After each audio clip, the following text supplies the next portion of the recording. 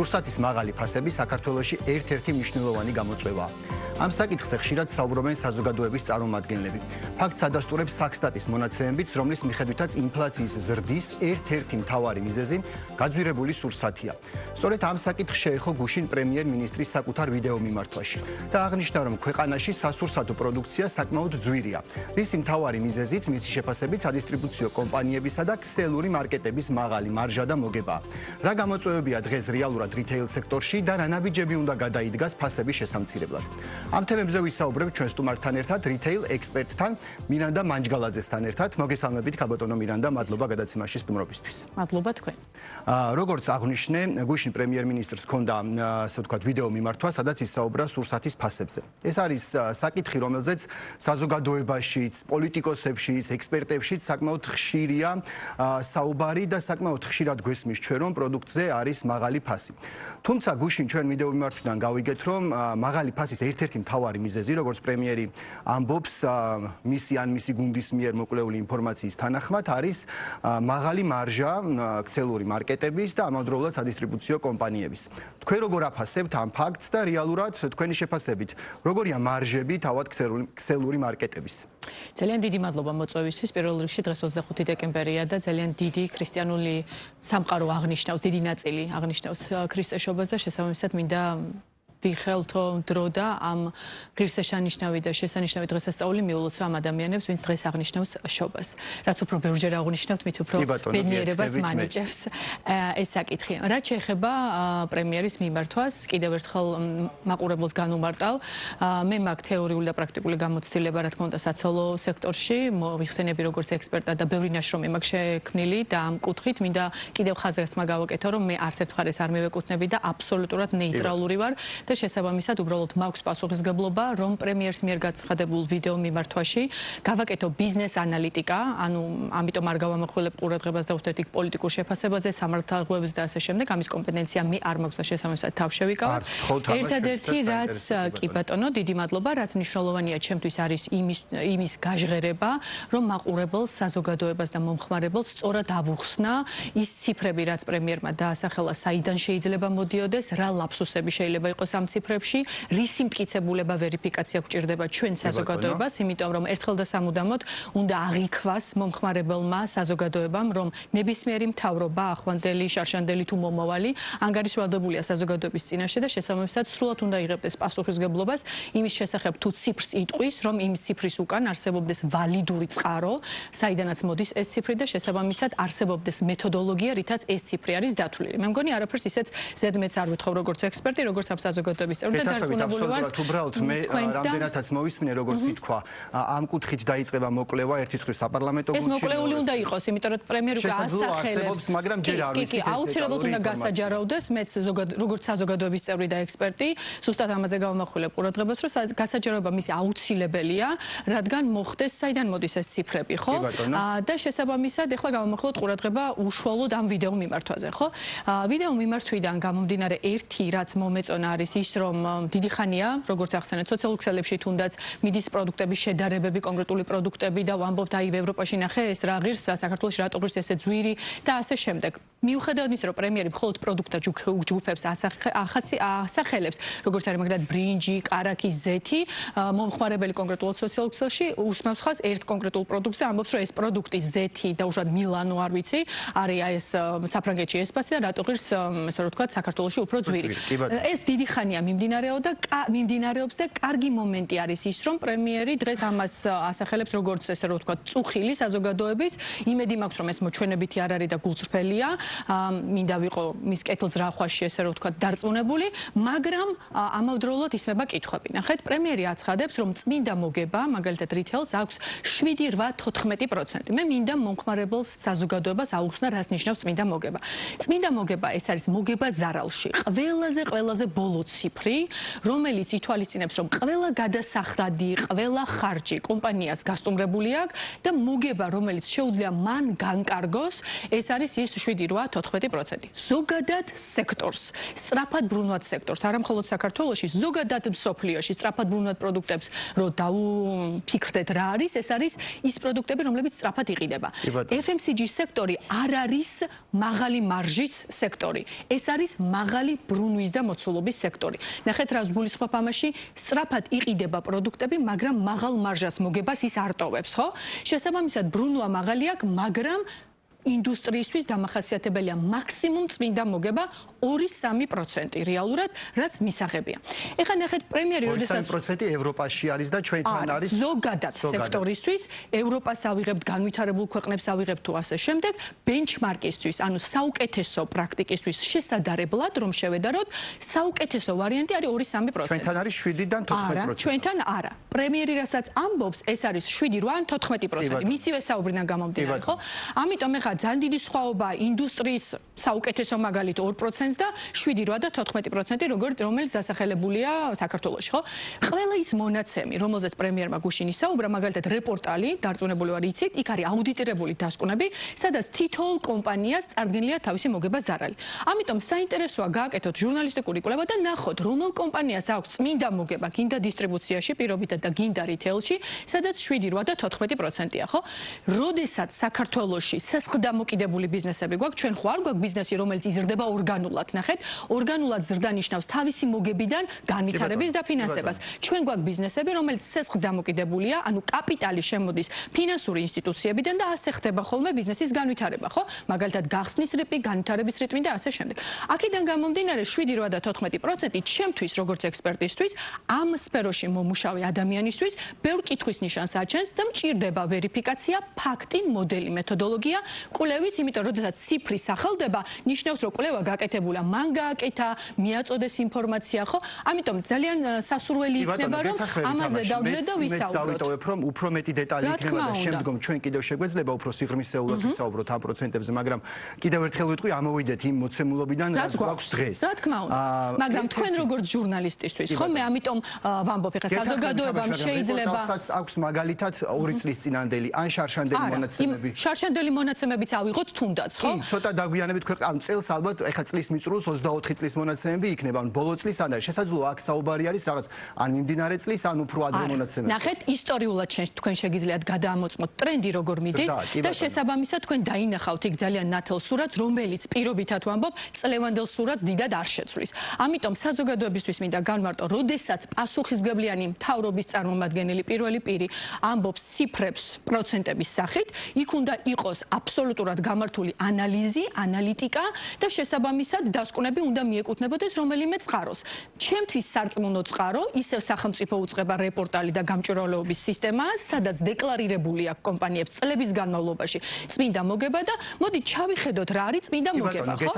ამიტომ მე საზოგადოებას მინდა ვუთხრა ის გზები, რითაც მათ შეუძლიათ ინფორმირებულად გადაამოწმონ ის ციფრები, რომელსაც პრემიერი გვისახელებს. მეორე ციფრი, რომელიც არსებითად მნიშვნელოვანია და მომხვდა ამ ყველაფერში, არის 86%-ო ფასნამატიო, ესე იგი საზღვრიდან იმპორტირებულ პროდუქციამ და დახლამდე.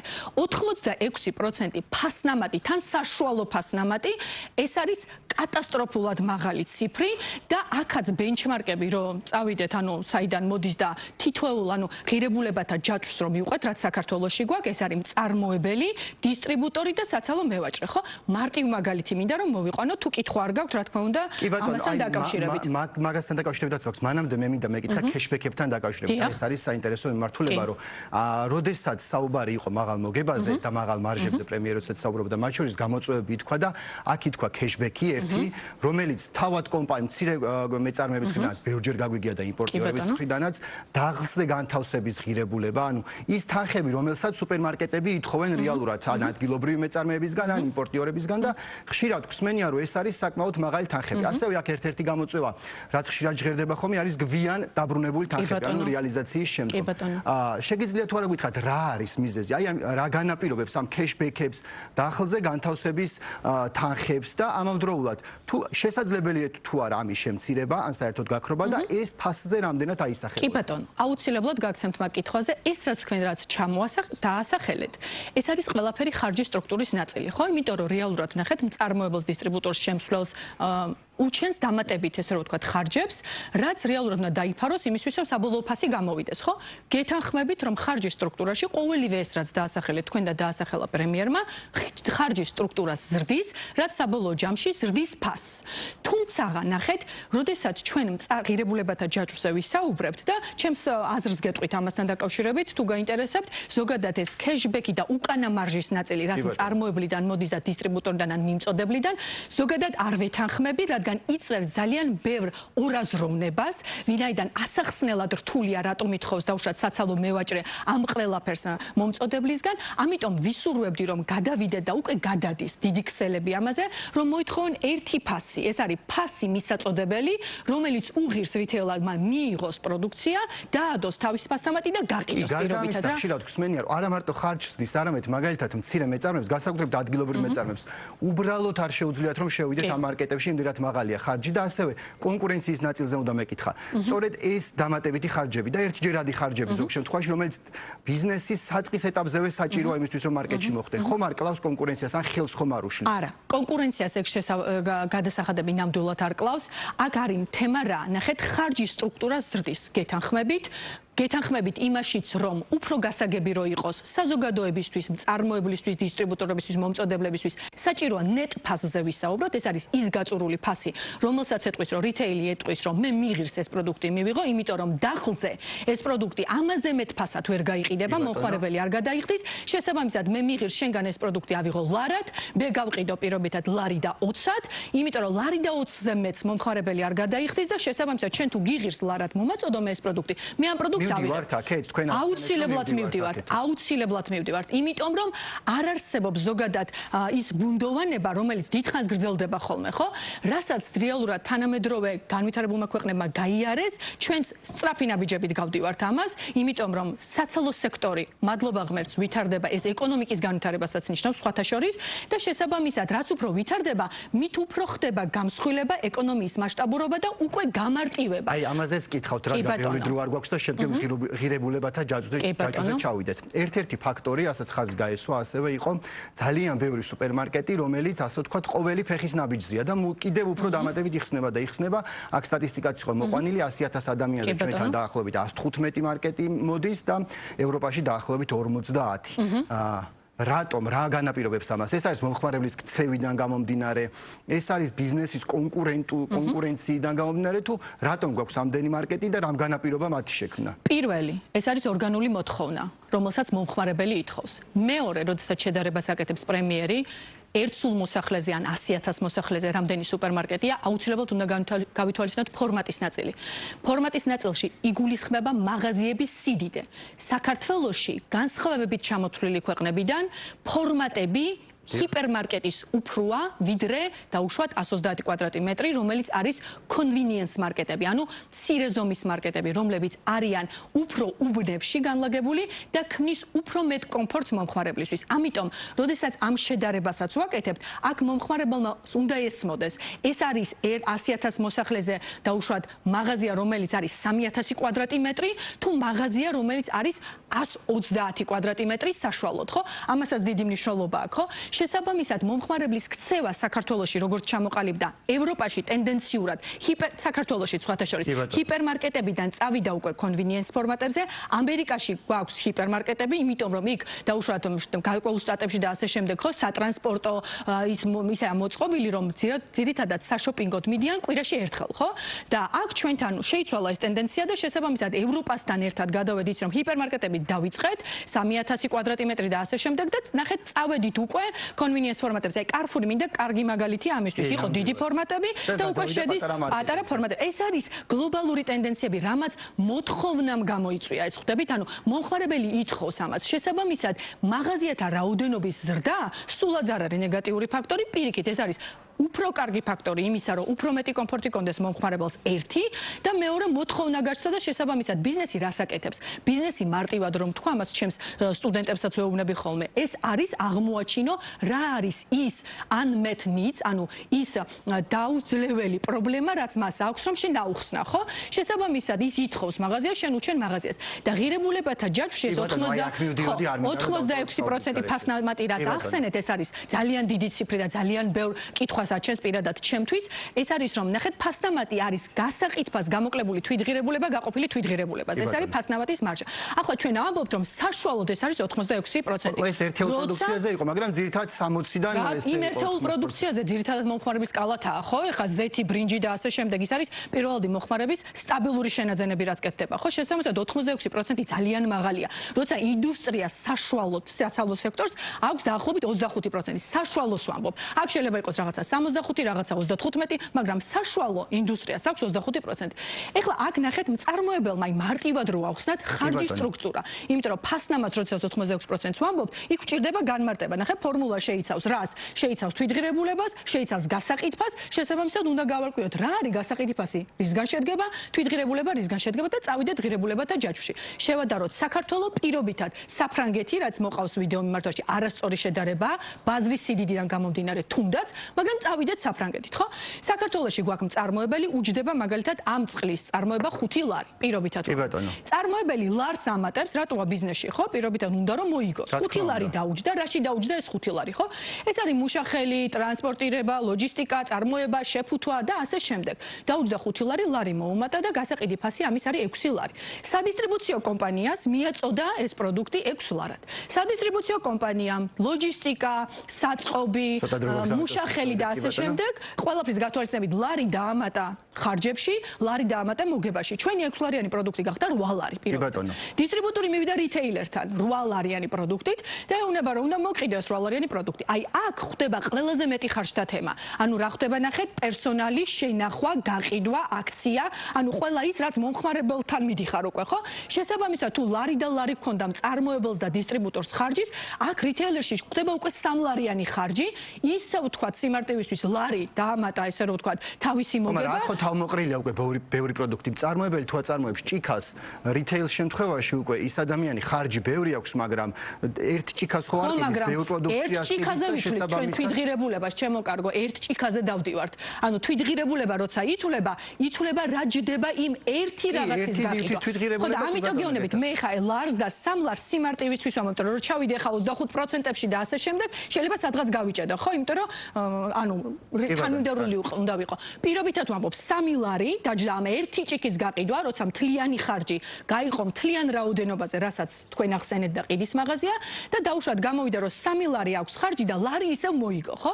ესე იგი ეს ნიშნავს რომ 8 ლარზე ვიყავით თუ არ დამოვიწყდა ეგ ციფრი, დაემატა 4 ლარი და გახდა 12 ლარი. 12 ლარს დაემატა რა? 12 ლარს დაემატა DGG-ს ნაწილი, რომელიც უნდა განუმარტოთ საზოგადოებას, არც დისტრიბუტორს ეკუთვნის, არც რიტეილერს ეკუთვნის. ეს არის გადასახადი, რომლითაც ივსება ჩვენი ბიუჯეტი. დაუშვათ გახდა 2 ლარი და ჩვენი 5 ლარიანი პროდუქტი საბოლოო ჯამში გახდა 17 ლარი. კი ბატონო. ანუ ვიღაცა იტყვის რომ 5-დან 17-მდე ეს სულ მოგებაა, მაგრამ რეალურად ნახე 5-დან 17-მდე 6 ლარი უხეშად ვთქვათ არის ხარჯი, 3 ლარი არის თითოეულ გორში დაჩენილი მოგება, რომელიც თავის გადასახადებს იხდის და ის 2 ლარი არის ხარჯის ნაწილი. ანუ როდესაც ფასზე ვსაუბრობთ, ხედავთ ალბათ ხო ამ მარტივი მაგალითით რომ უმეტეს წილი ფასნამატში არის ხარჯის ნაწილი, შემდეგ მოდის უკვე გადასახადი და მოდის მოგება. და ამ მოგებიდან კიდე გადასახადები არ ჩაურმავდები ამაში, მაგრამ სიმარტივისთვის მინდა რომ ავხსნა, რომ როდესაც 86%-იან ფასნამატ საშუალოზე ვსაუბრობთ, ან არასწორად არის დათვლილი და აქაც არის რომ დაუშვათ ანუ ღირებული value added tax რაც არის რა, DGG-იანი ფასია აღებული და DGG არ არის. ალბათ მთლიანი ჯამური ფასია აღებული, ამ დეტალებს კიდე მეტად გავიგებთ ჩვენ. იმედი მაქვს რომ ამ ციფრების უკან დგას ადამიანები, ვინც პასუხისმგებლები არიან ამ ციფრების უკან. ცოტა დრო გვაქვს ძალიან და უცებად მინდა გითხოთ თქვენი პოზიციაც საინტერესოა, თქვენც მოკლედ მიპასუხეთ, რამდენად შეგვიძლია თქვენ როგორ ფიქრობთ ფასების შემცირება, სად ხედავთ გამოსავალს და რესურსი რამდენად არის ქვეყანაში და მიგაჩნიათ თუ არა გარკვეულ პროდუქციაზე და ძირითად პროდუქციაზე შესაძლებელია რომ ქვეყანაში ფასი შემცირდეს. ფასი კომპლექსური საკითხია, რო შევაჯამოთ. ჩვენ ვართ ქვეყანა, რომელიც იმპორტ დამოკიდებულია. რაც ნიშნავს, რომ ჩვენი კომპანიები ყიდულობენ უცხოეთში და ჩამოაქვთ. კი ბატონო. რაც არის ინფლაცია და კურსთა შორის სხვაობა, შესაბამისად ეს არის ქვეყნის პოლიტიკის ეროვნული ბანკის ურთიერთთანამშრომლობის შედეგი, იმპულსები და სტიმული, რომელსაც მთავრობა ქმედითად წაიღებს და პირობითად გეტყვით, ევროპულ პროდუქტებს, რომელსაც ჩვენ ვადარებთ, ბრუნვიდან გამომდინარე, ამას საშუალო მოქალაქე ვერ ყიდულობს. საშუალო მოქალაქეზე გავამახვილოთ ყურადღება და გავამახვილოთ კალათაზე, რომელიც არსებითად მნიშვნელოვანია. თუ ამ კალათაზე მოხდება DGG-ს შემცირება და დიფერენცირებული იქნება DGG-ს განაკვეთი, პირობითად ვამბობ, თამბაქო და ალკოჰოლი რაც კვლავს იყოს 32% და დაკომპენსირდეს ბიუჯეტში შემოსავალი, ხოლო პური და კარაქი ბავშვი რო გამოვყვებოთ, ხო, ჩვენი შვილი რო გამოვყვებოთ, ამაზე იყოს 0%. როგორც ამას სხვა ევროპის ქვეყნები აკეთებს საკვე პროდუქტებზე. პოლონეთის კარგ მაგალითს მოვიყვან, რომელიც გუშინ მომაწოდეს, არც მე არ ვიყავი ინფორმირებული. კოვიდის შემდეგ ინფლაცია რო წავიდა ძალიან მაღლა და ინფლაცია რა არის ფასების ზრდა, მიიღო მთავრობამ გადაწყვეტილება, სადაც საფასარზეც კი მომხმარებელს კომუნიკაციას აძლევს, მესიჯს აძლევს და ეუბნება, რომ თუ კარაგზე 7% მქონდა DGG, დღეს მაქვს მე 0, ამიტომ შენ 5 ლარის ნაცვლად, პირობითად ვამბობ, იხდი 3 ლარს. აი ეს არის ის ქმედითი ნაბიჯები, რომელიც უნდა გადავდგათ, ხოლო ციფრები, რომელსაც ვასახელებთ, აუცილებლად ამ ციფრების უკან უნდა იყოს მტკიცებულებები, განმარტებები და მეთოდოლოგია. ამას ვითხოვ როგორც ექსპერტი და საზოგადოების. მე სამასველი, ალბათ საზოგადოებაც ამას არის და დარწმუნებული ვარ ამ თემაზე, რადგან საუბარი დაიწყო და დაიძრა, უკვე კონკრეტული კვლევები და ინფორმაციას გამოქვეყნდება, მე ვფიქრობ და ეს განცხადებების გაკეთება, რომ შესაძლოა აქ სწორედ დიფერენცირებულ DGG-ზეც მოხდეს საუბარი, იმის პარალელურად, რომ შესაძლოა ქეშბექები და სხვა მიმართულებითაც უკვე თავად რიტეილ სექტორ გამოთქვას მზაობა, რომ ეს ყველაფერი გაუქმდეს ან გადაკეთდეს სხვანაირად და იმედავი დავიტოვოთ, რომ საბოლოოდ რასაც ველით ფასები შემცირდება. რიტეილ ექსპერტი მირანდა მანჯგალაძე იყო ჩვენი სტუმარი.